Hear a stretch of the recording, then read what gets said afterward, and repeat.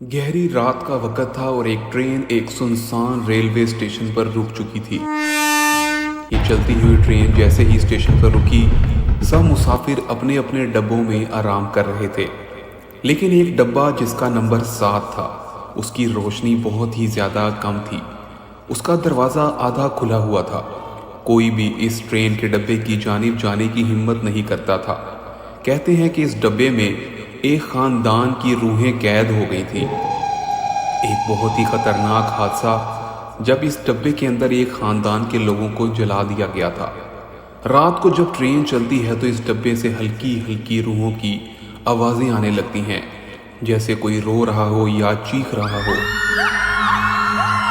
कुछ मुसाफिर कहते हैं कि उन्होंने वहाँ पर एक सफ़ेद लिबास में एक औरत को भी देखा है और साया देखा है, जिसकी आंखें सुर्ख जलकर राख हो जाती हैं।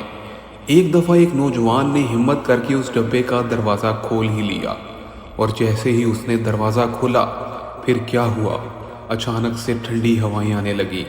दरवाज़ा खुद ब खुद बंद हो गया। नौजवान ने अंदर झांक कर देखा तो डब्बे के अंदर भारी धुंध छा गई थी। ऐसे लग रहा था जैसे बहुत ही ज़्यादा रूहें इस डब्बे में घूम रही हों। धुंध में से एक पुरानी खातून की तस्वीर धुंधली धुंधली नजर आई। अचानक एक चीख सुनाई दी जो कि बहुत ही ज़्यादा ज़ोरदार थी।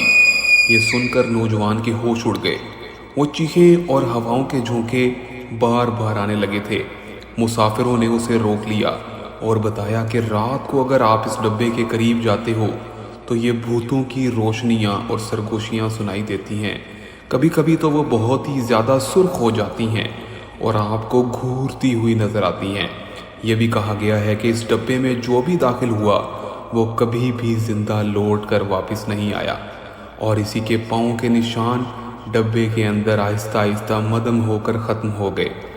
अब ट्रेन में डब्बा नंबर 7, जो कि बहुत ही खौफनाक जगह माना जाता है, मुसाफिर रात को वहाँ जाने से भी दूर दूर तक कोसों डरते हैं। अगर कभी ट्रेन में आप भी सफ़र कर रहे हों और डब्बा नंबर 7 आपके करीब आ जाए तो ख़बरदार कभी भी वहाँ मत जाना, क्योंकि भूतों के साए आज भी ट्रेन के डब्बा नंबर 7 में मौजूद हैं।